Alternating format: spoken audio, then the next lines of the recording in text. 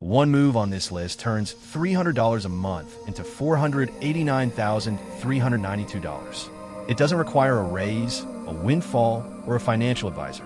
Stick around, it's not what most people guess. We're ranking 7 financial levers from useful to genuinely life-changing. Every number is exact and sourced. Some of these will surprise you. Stay to number 1. That's where the real math lives.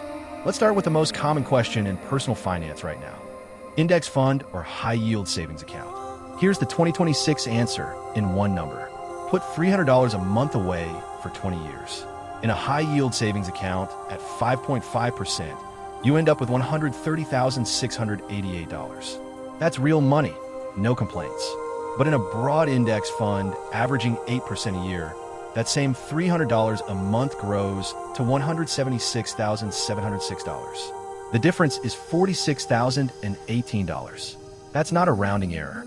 That's a car, a home down payment, or years of living expenses.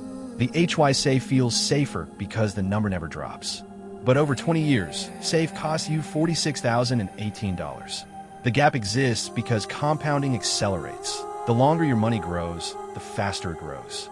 An 8% return doesn't just add more. It multiplies what's already there. If your timeline is long, that difference is the price of playing it too cautious. Next up, a move with a deadline that could quietly erase a chunk of debt you're already carrying. If you're carrying credit card debt in 2026, this one number matters: $1,479. That's what a 0% balance transfer saves on an $8,000 balance. Here's how it works. Your current card charges 22% APR. A balance transfer card offers 0% for 18 months.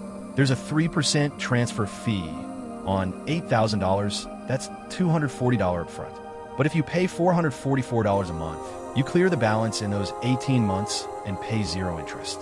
Without the transfer, paying the same $444 a month at 22% APR costs you $1,719 in interest. Do the math. $1,719 in interest minus the $240 fee leaves you $1,479 ahead.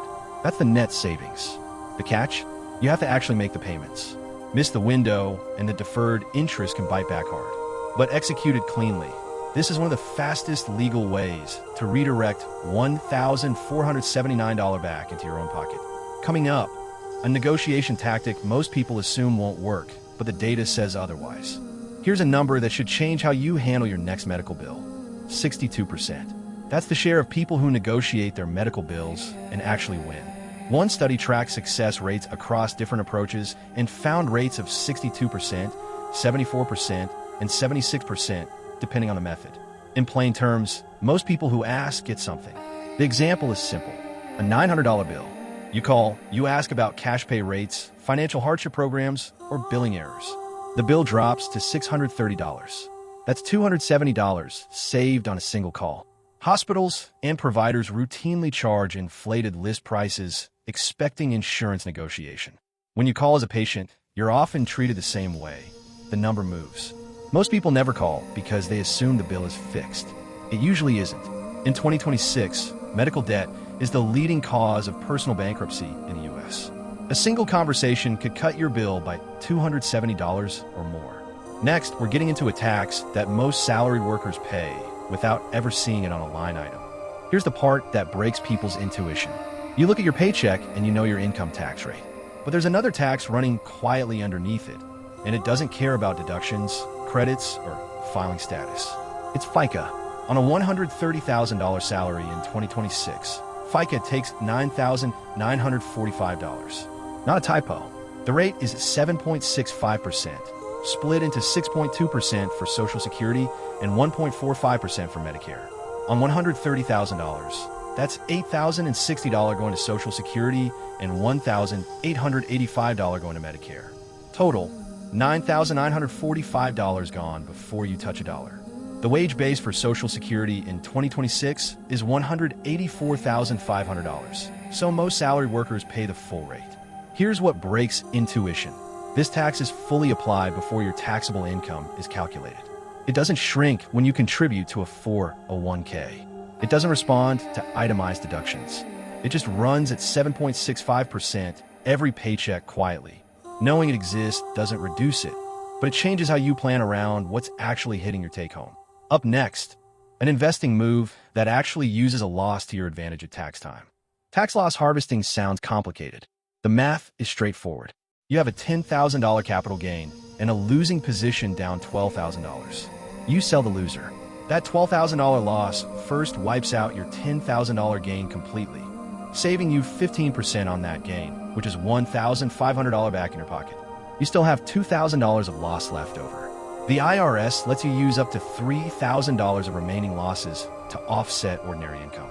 At a 24% ordinary income rate, that $2,000 offset saves you another $480. Total tax saved $1,980. In one move, a losing position becomes a $1,980 tax shield. The key rule: you can't immediately buy back the same security. The wash sale rule blocks that. But you can buy a comparable fund to stay invested. The position is gone. The tax benefit is real. Most people see a losing investment and feel bad about it. Savvy investors in 2026 see the same thing and ask, what's this loss worth to me at tax time? Next, a tax bracket most investors don't know exists, and it charges a rate that might genuinely surprise you. Here's the number: $49,450. That's the ceiling in 2026, where single filers pay exactly 0% on long-term capital gains. Zero. Not a reduced rate. Zero. If your total taxable income stays at or below $49,450, every dollar of long-term gains you realize costs you nothing in federal capital gains tax. Let's make it concrete. Say your other income is $25,000. Freelance work, part-time pay, whatever. That leaves $24,450 of room under the ceiling. You could realize $24,450 in long-term gains and owe zero federal tax on them. The 0% threshold isn't just for single filers either.